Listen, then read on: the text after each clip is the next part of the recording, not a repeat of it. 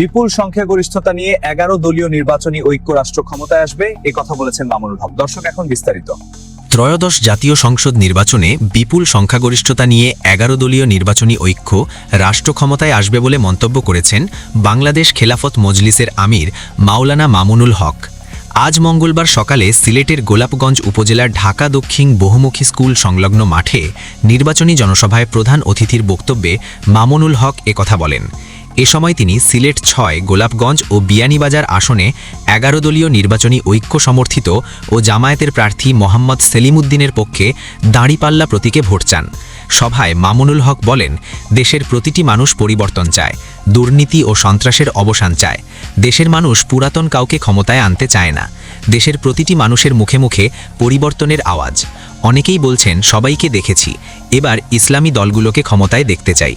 দেশে আগামী দিনে শুধু বাংলাদেশপন্থীদের রাজনীতি চলবে, কারণ এই দেশ হজরত শাহজালাল রাহিমাহুল্লাহের দেশ।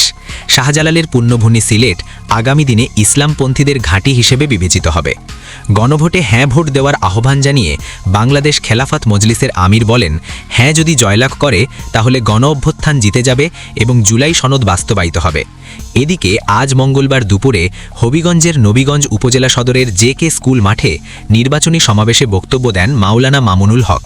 সমাবেশে তিনি বলেন, আমরা কোনো দল বা ব্যক্তিকে ক্ষমতায় বসানোর জন্য 11 দল গঠন করিনি।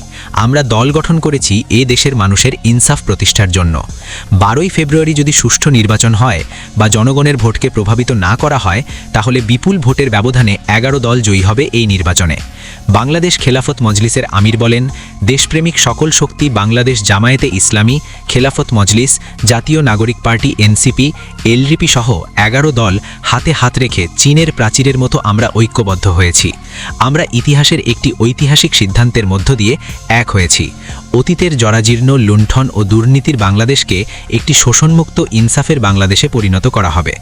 মামুনুল হক বলেন, আমরা খবর পেয়েছি আমাদের মা বোনেরা যখন 11 দলের প্রচারণায় কাজ করছে, ঠিক তখনই একটি গোষ্ঠী আমাদের মা বোনের হিজাব নিয়ে সমালোচনা করছে। আমরা সাবধান করে দিতে চাই, আমাদের মা বোনের হিজাবে হাত দেবেন না। দিলে যে আগুন সারা দেশে ছড়িয়ে পড়বে তা আর সামাল দিতে পারবেন না। মামুনুল হক বলেন, 58 বছরের শোষণ, বৈষম্য ও আধিপত্যবাদী শক্তির কবল থেকে দেশবাসীকে মুক্ত করার জন্যই 24 জুলাই বিপ্লব হয়েছিল। বাংলার দামাল সন্তানেরা বুক পেতে মাঠে নেমেছিল। বুলেটের বিরুদ্ধে অবস্থান নিয়েছিল আবু সাইদেরা। যে রক্ত দিয়েছিল তা প্রতিষ্ঠার জন্য এই জুলাই সনদ, যা বাস্তবায়নে তিনি গণভোটে হ্যাঁ ভোট দেওয়ার আহ্বান জানান। শেষে হবিগঞ্জ 1, নবীগঞ্জ বাহুবল আসনে বাংলাদেশ খেলাফত মজলিস ও 11 দলীয় নির্বাচনী ঐক্যের প্রার্থী সিরাজুল ইসলামকে পরিচয় করিয়ে দেন। এদিকে আবার এই মুহূর্তে একটি রাজনৈতিক দল বিএনপির বিরুদ্ধে পালিয়ে যাওয়া স্বৈরাচারের মুখের ভাষা ব্যবহার করছে উল্লেখ করে বিএনপির চেয়ারম্যান তারেক রহমান বলেছেন, ঠিক সেই স্বৈরাচার যেভাবে বলতো তাদেরই ভাষা ব্যবহার করছে। কোনো দলের নাম না নিয়ে তিনি বলেছেন, তাদের বক্তব্য যে বিএনপি দুর্নীতিতে চ্যাম্পিয়ন ছিল। আমার প্রশ্ন, 2001 থেকে 2006 সাল পর্যন্ত তাদেরও তো 2 জন সদস্য বিএনপির সরকারে ছিল। বিএনপি যদি এতই খারাপ হয়, তাহলে ওই 2 ব্যক্তি পদত্যাগ করে চলে আসেনি কেন? আজ মঙ্গলবার বিকেলে ময়মনসিংহ নগরের সার্কিট হাউস ময়দানে বিএনপি আয়োজিত বিভাগীয় জনসভায় প্রধান অতিথির বক্তব্যে তারেক রহমান একথা বলেন।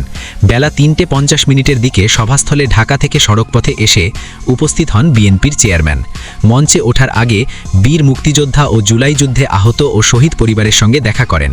এরপর বিকেল 4টায় তিনি মঞ্চমশে ওঠেন, স্লোগান দিয়ে স্বাগত জানান উপস্থিত নেতাকর্মী ও সমর্থকেরা। তারেক রহমানের সঙ্গে স্ত্রী জুবাইদা রহমানও উপস্থিত ছিলেন।